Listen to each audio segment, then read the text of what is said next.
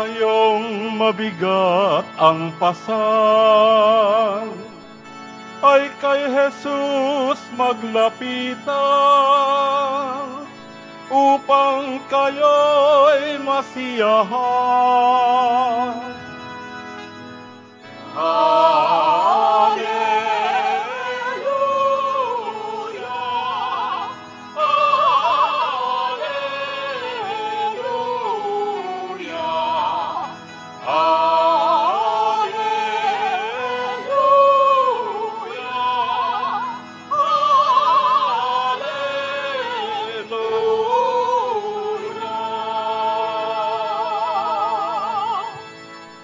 Sumainyo ang Panginoon. At sumayo rin.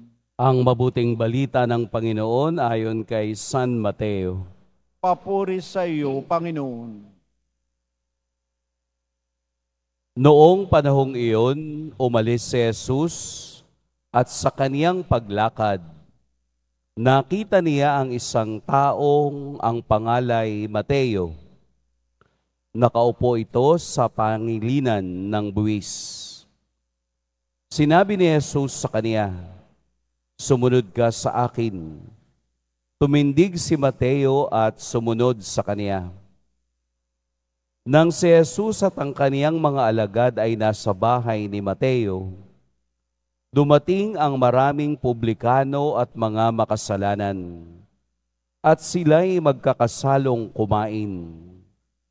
Nang makita ito ng mga Pariseo, tinanong nila ang kaniyang mga alagad, "Bakit sumasalo sa mga publikano at sa mga makasalanan ng inyong guro?"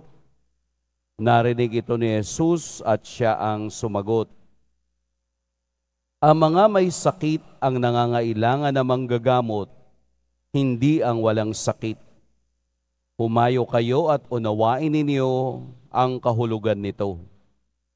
Habag ang ibig ko at hindi hain, sapagkat naparito ako upang tawagin ang makasalanan, hindi ang mga banal." Mga kapatid, ang mabuting balita ng Panginoon. Pinupuri ka namin, Panginoong Hesukristo. Maupo po tayo. Magandang umaga po sa lahat. Atin pong purihin at dakilain ang ating Poong Jesus Nazareno. Nitong mga nakaraang araw, ang ating mga narinig sa Ebanghelyo ay puro pagpapagaling ni Jesus. Sa iba't ibang lugar kung siya ay nagpupunta, ay nagpapakita siya ng kaniyang kapangyarihang magpagaling ng may sakit. Halimbawa ay yung paralitiko, yung may ketong, o yung bulag o namatay na bata, o babaeng inaagasan ng 12 taon. Lahat ng iyon ay pinagaling ni Jesus. Bakit po?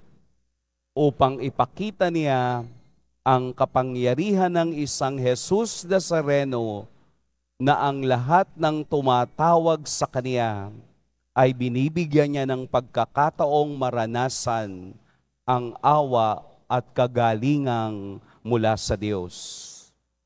Noong panahon nila, sa kultura ng mga Hudyo, ang lahat po ng may sakit, lalo na ang ketong, ay kailangang itapon sa malayong lugar.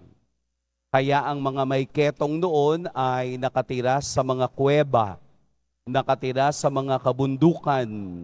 At ang taong may ketong, pag nakakita ng taong masasalubong, kailangang isigaw niya sa kaniyang sarili na may ketong ako.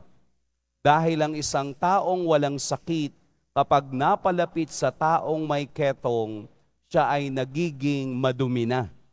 Kaya hindi siya pwedeng sumamba at hindi siya pwedeng pumasok sa templo, kailangan niya ng 7 araw na paglilinis. Bakit ko po ito sinasabi?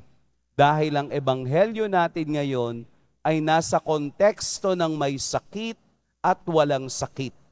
Kasi ang mga publikano, ang mga pariseo at eskriba ay mga malilinis na tao. Malilinis, ibig sabihin po, sila ay talagang faithful and loyal na sumusunod sa batas ni Moses. Kaya nga nung nakita nila si Jesus na nakikikain sa mga makasalanan, sa mga publikano, ito ay kanilang napansin. Kaya dalawang bagay po ang ating dapat maunawaan sa Ebanghelyo. Una, si Jesus ay nagsalita ng unang bagay, may sakit. Pangalawa, hindi kailangan. Nangangahulugan nang marinig ni Jesus ang bulong ng mga eskriba tungkol sa kaniyang pakikiisa sa mga makasalanan, it follows sa kanilang tradisyon at kultura that you are also a sinner. Dahil nakiisa siya, nakikain sa kaparehong mesa ng mga makasalanan.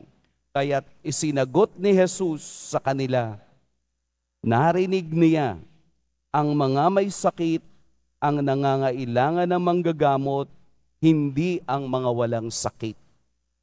Ibig sabihin po, sa salita ni Jesus, ang kaniyang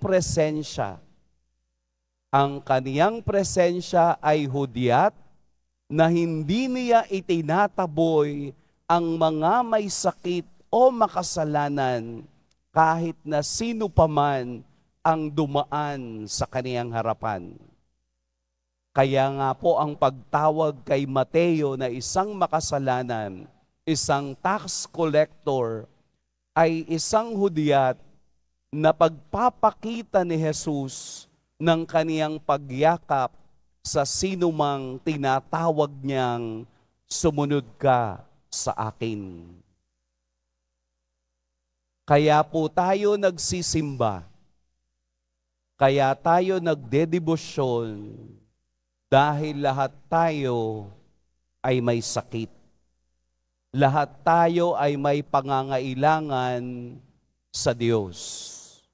At ang lahat ng ito'y niyayakap ng ating Poong Jesus Nazareno upang maunawaan natin at madama na ang pag-ibig at habag ng Diyos ay mararamdaman lamang at makikita ng mga taong nangangailangan nito. Kaya kung sa tingin mo ikaw ay banal na, kung sa tingin mo ikaw ay sapat na, kung sa tingin mo ikaw ay umaapaw na sa biyaya ng Diyos, kailangan mo itong tingnan muli. Baka nagiging mayabang na tayo sa ating sariling kinagisnan. Ang katotohanan, lahat tayo ay mahina. Ang katotohanan, katulad ni Mateo, lahat tayong sumusunod sa Kaniya ay tinawag niya dahil nakikita natin ang pag-agos ng awa at biyaya ni Kristo. Habag ang kaniyang kailangan at hindi hain. Kung wala tayong makikitang awa mula sa Diyos, ito ay hindi natin madarama. Isa lang ang tunay na ang Diyos sa kaniyang kapangyarihan ay nakadarama ng pangangailangan ng iba.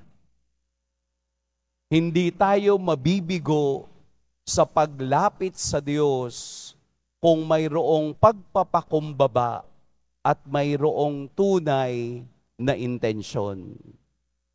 Ang habag na sinasabi ni Kristo, ang habag na sinasabi ng Diyos, ay ang habag na nagmumula sa puso niyang ibinibigay sa ating lahat.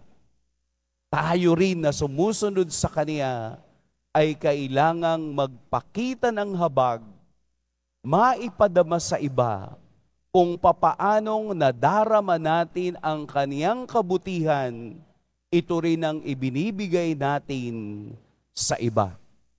Sapagkat sa taong walang pagpapakumbaba, kailanman hindi madarama ang kaniyang kagalingan.